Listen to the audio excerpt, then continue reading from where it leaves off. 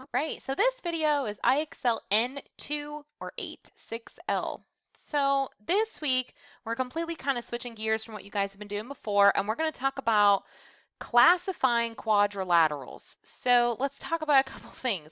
The word quad means four. I'm just letting you know, we're dealing with four things that have four sides and four angles. Okay, so if it doesn't have either, we're not even talking about quadrilateral.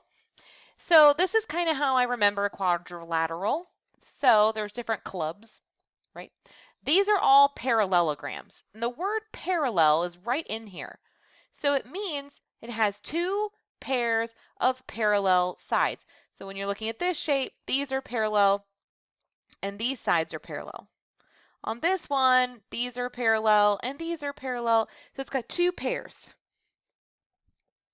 So if it has two pairs of parallel sides, it's a parallelogram. If it doesn't, it just has four sides.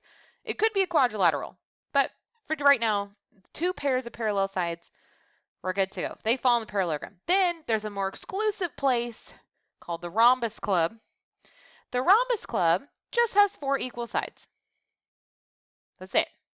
That's pretty much. It also has two pair of parallel sides. It also has to fall, like it has to go through the blue side, like to get into here. So it passes that. Then its status update. It also has four equal sides. Okay.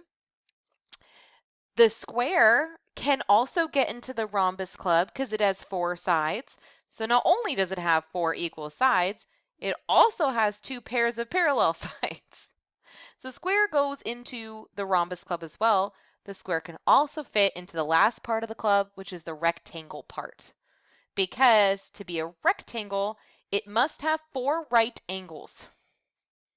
Okay, so like these, we know it has two parallel sides. It wouldn't even get to this point if it didn't. We know it's a parallelogram. Then to get into this room, it has to have four beautiful right angles. If it doesn't have it, then it's not there. Now, so things can be multiple. So like a square could count as a rectangle and a parallelogram, right? A square could also count as a rhombus and a parallelogram. A rectangle can be a rectangle and a parallelogram because it fits into both. All right, so there's two more that we're just going to kind of have to mention, and they are if this has four sides, sorry, it's kind of blurry. It does have four sides, but it doesn't have two pairs of parallel sides, so it's not a parallelogram. Just has four sides. It's a quadrilateral, like falls under that category, but nothing matches. So it's just called a trapezium. And the very last one is a trapezoid. A trapezoid is a quadrilateral. It falls under that category. So it's got four, but it only has one pair of parallel sides. So because these are parallel, it doesn't fall under the parallelogram club because you need to have two to get into that one. And I know this seems somewhat confusing, but if you think about it, like if I were just to say the word cat, and then I say a tiger and a house cat, right? Okay, sorry. A house cat. A house cat is a cat. So is a tiger. But if I were to talk about a big cat, only the tiger would qualify, even though they are all considered cats. The house cat just wouldn't be considered a tiger or a big cat. That makes sense? So it just kind of breaks down the category. So let's do some examples. Which term describes the shape? It says choose all that apply. So usually when that happens, it could be multiple choice. Now, let's go through. A parallelogram needs to have at least two parallel sides. Though it does. These two are equal. And these two are equal. So it's definitely a parallelogram. Oh, why am I? Why? Why is it not drawing? Hello, draw. All right, let's see if that works. I don't know why it's.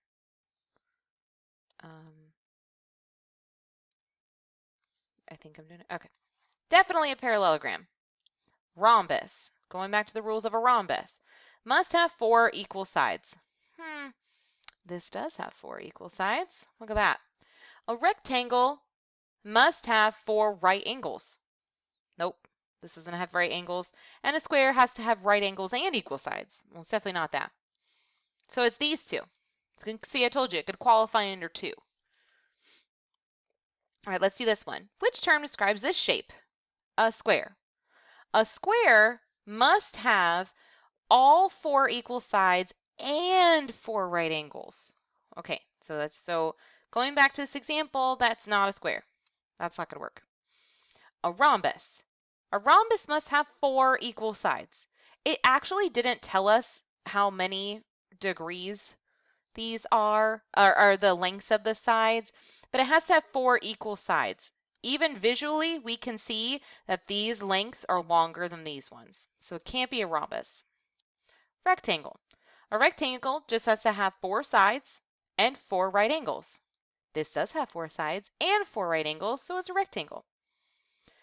A parallelogram just has to have two pairs of parallel lines. So these definitely are parallel and these are parallel. Hey, it qualifies. But to be honest, it would never have gotten into the rectangle club without going through the parallelogram club first. So usually if it's a rectangle, it's also a parallelogram. All right, this one. Which term describes this shape? A rectangle. A rectangle has to have four sides and four right angles. There's no right angles in this. So that's a big no. An isosceles trapezoid. So isosceles means that two of the sides are equal. This does qualify as an isosceles trapezoid because these two sides are equal. So it's definitely this. I know we didn't talk too much about trapezoids, but quadrilateral. The only thing a quadrilateral has to do is four sides and four angles. It doesn't say equal, none of that. Four sides, four angles. Looking at your trapezoid that we were doing, four sides and one, two, and four angles. It's a quadrilateral. Parallelogram. To be a parallelogram, to get into this club, must have two pairs of parallel sides. So let's look at this guy. These are parallel. That's what those arrows mean. But these are not. And it has to have two pairs of parallel. So it's not a parallelogram.